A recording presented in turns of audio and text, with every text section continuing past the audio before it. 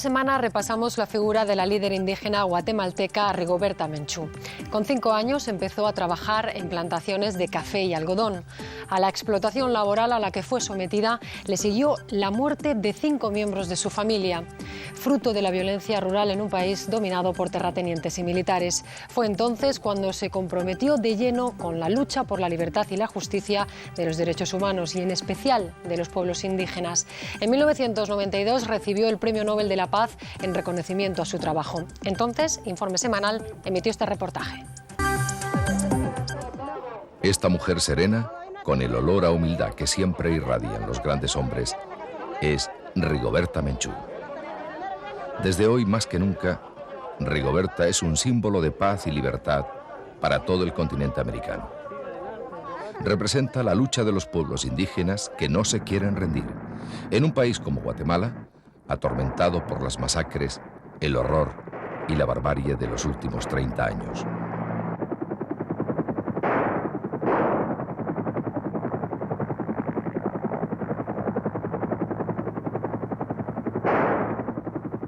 Rigoberta tiene 33 años y pertenece a la etnia de los quichés, descendientes directos de los mayas. Se declara cristiana revolucionaria. El pasado 9 de octubre regresó a Guatemala, a su tierra, después de sufrir un exilio de 12 años para reivindicar con más fuerza que nunca los pisoteados derechos de los indígenas. Los pueblos indígenas no solo reivindican la comida, la superación, una casa digna, sino también reivindican una memoria histórica, reivindican un idioma, reivindican una condición de pueblos indígenas, que posee grandes valores y diferencias organizativas. En otras palabras, los pueblos indígenas reivindican su derecho a ser diferentes y a ser antiguos dueños de ese continente y de esas tierras. Los padres de Rigoberta Menchú eran unos pobres campesinos y el pequeño trozo de tierra que poseían, hasta que se lo quitaron, solo les daba un poco de maíz.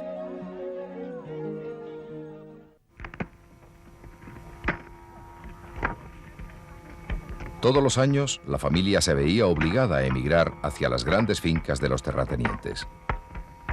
Rigoberta comenzó a trabajar en las plantaciones de café y algodón con tan solo 5 años de edad.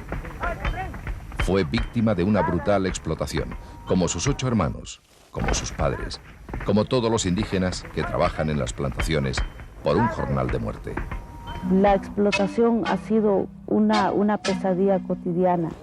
Nuestros pueblos siguen ganando salarios de esclavos, siguen recibiendo tratos de esclavos en las fincas agroexportadoras y donde los indígenas todavía mayor viven las consecuencias de esta situación de tratos de esclavitud, solo que hoy se aplican otros métodos también, finalizando el siglo XX.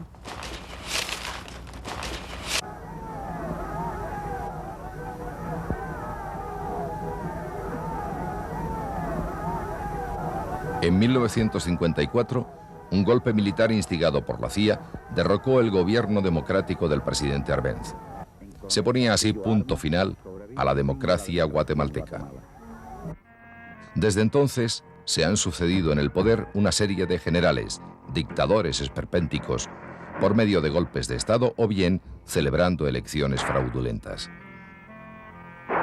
Los gobiernos dictatoriales dejaron el siguiente saldo de terror: 100.000 asesinatos, 40.000 desaparecidos, más de 100.000 refugiados y exiliados, 150.000 huérfanos y 40.000 viudas.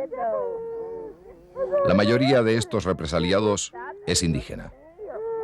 Estas escalofriantes cifras parecen todavía más demoledoras en este bello y pequeño país centroamericano. Guatemala tiene unos 9 millones de habitantes, de los que 5,5 son indígenas que viven en la más absoluta pobreza. Desde 1986, Guatemala tiene formalmente un gobierno civil elegido en las urnas, pero muy pocas cosas han cambiado, pues los terratenientes y los militares siguen de hecho controlando el país. Y las represalias contra los indios no han cesado. En Guatemala, por ejemplo, tal vez el 80% de las víctimas de la represión, de la impunidad, de las masacres, de la desaparición forzada y del refugio, tal vez el 80% de todo ello somos indígenas. Un hermano de Rigoberta Menchú fue secuestrado por los militares y torturado hasta morir. Su delito era el secretario de una pequeña cooperativa agrícola.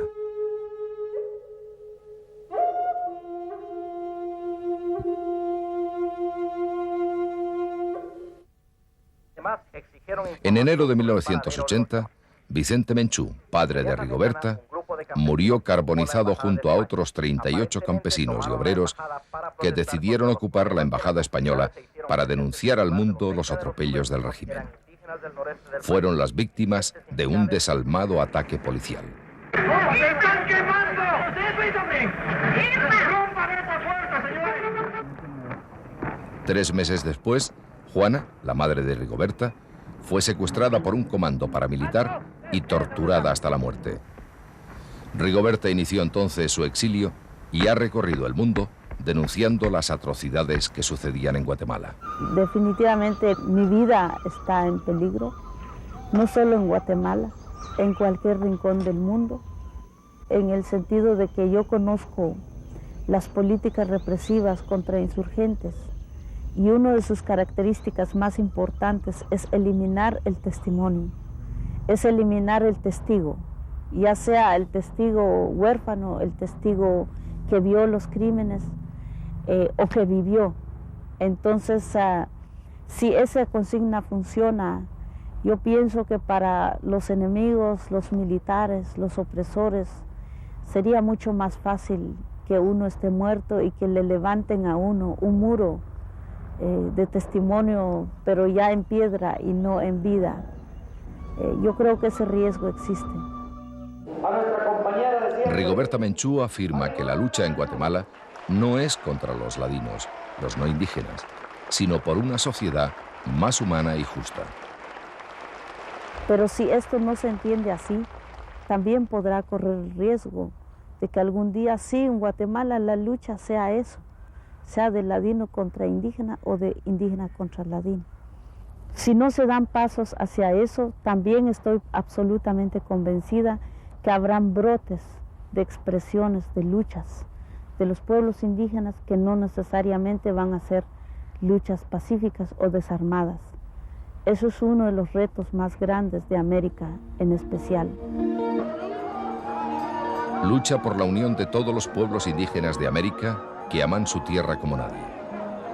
Lucha contra la división, la ignorancia y la secular sumisión al poderoso.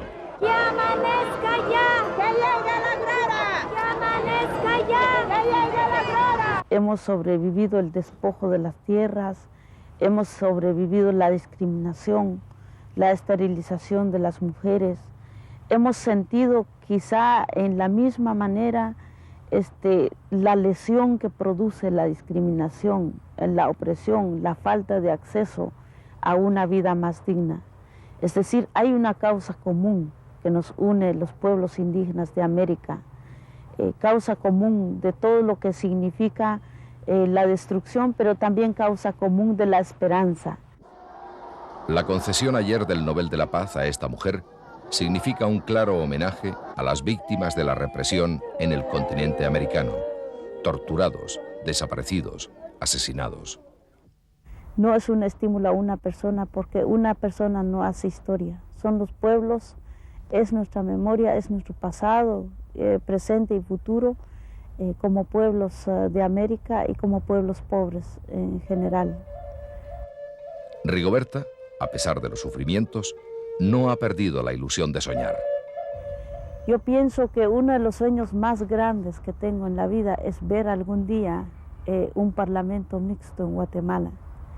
Un parlamento de indígenas y de ladinos legislando sobre la tierra, la vida, la economía, legislando sobre la existencia de los pueblos indígenas y donde ese parlamento hayan hombres y mujeres indígenas y no indígenas en iguales condiciones y en iguales proporciones.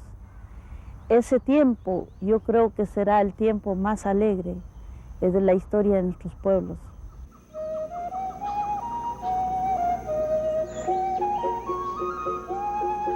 También sueño tener un hijo, dejar una semilla buena o mala sobre la tierra, pero que haya una semilla y quizá ya no sueño una casa como soñaba antes.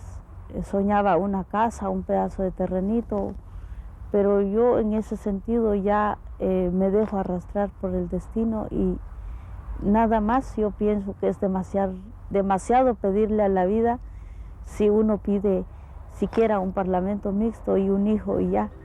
Este premio Nobel va a fortalecer sin lugar a dudas la moral de los pueblos indígenas de América.